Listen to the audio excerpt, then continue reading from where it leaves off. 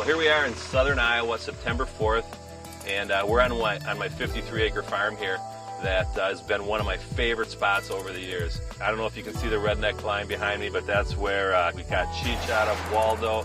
My dad last year almost shot a nice buck at the far end of this plot. And at the end of this plot is actually what we're going to be working on today. Behind us here we've got a hot zone fence with about a ½ acre of beans that are doing awesome. They've been pretty much untouched by the deer.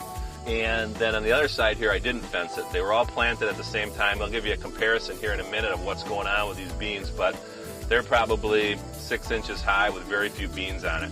So we're going to come in here, I'm going to disc all these beans up on the outside of the fence, and we're going to plant some Frigid Forage autumn quick plot. The great thing about that, it's got that rye and oats in it. And what it'll do is it'll put a nice green carpet down here once these beans start to yellow, and hopefully keep the deer here in front of the old redneck blind this fall. Well, we're ready to get to work here. Get a good lather going, a sweat in this 94-degree day. Should be perfect, and hopefully we've got a beautiful green carpet for these deer this fall.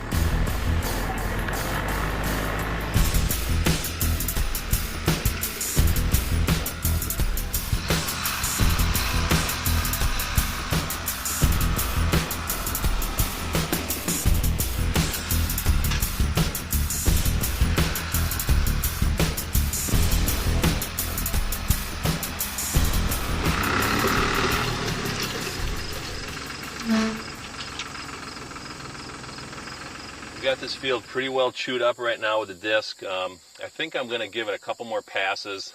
The soil looks good.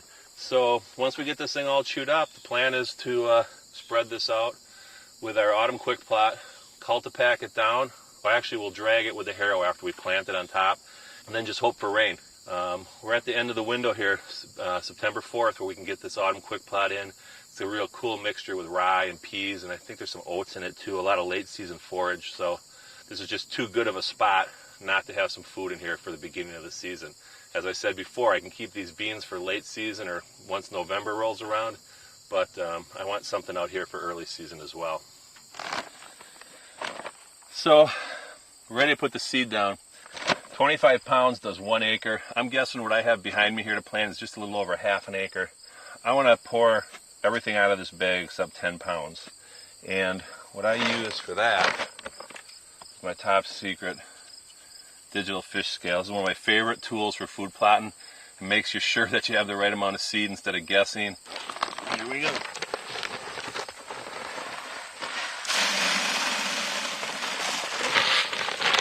Oh, that's not good.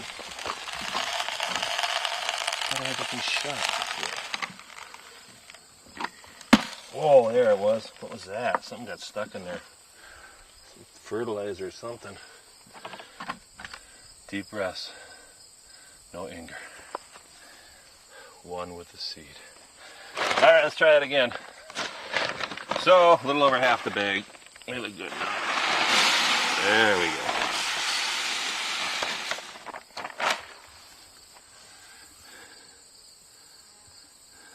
go. 9.2. Well, considering I spilled a bunch, I think I'm going to go with that. So, ready.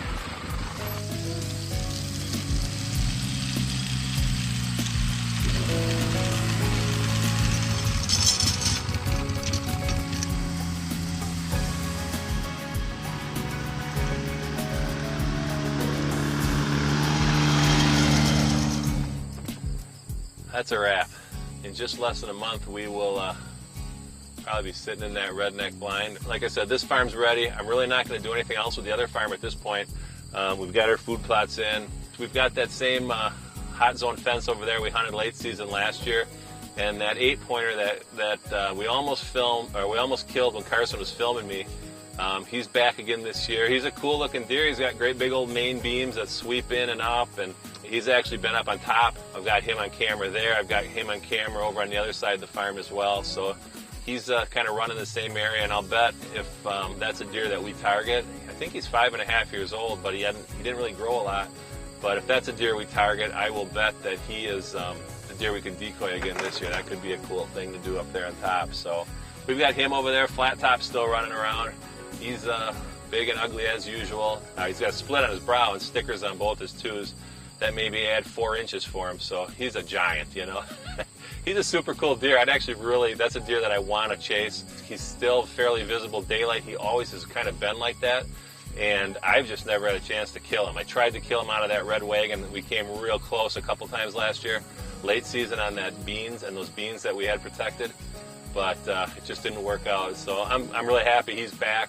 He'll be a fun deer to chase. There's another deer that's real visible on the farm this year. I call him Mr. Mom. He's a real crazy 10-pointer, real high and narrow.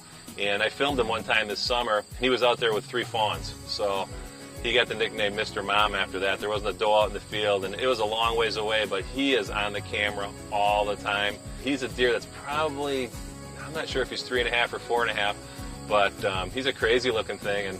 And my buddy Kurt already told me he's going to draw a tag next year, and he wants to shoot that deer next year, so I guess he's off limits. But I'm sure that's a deer that we'll see during the season here and get some footage of. Anyway, it sounds like he's going to get a pass. The one guy, though, that can override any pass this year is my dad. So my dad's 77. He can shoot anything he wants. I don't care. It's just fun having him come down and spend a week with me. So he's got a second season shotgun tag, so we'll be after some of those deer that time too. So we're ready. Season's just about here, and we're anxious for it. So let's get out of here. It's hot.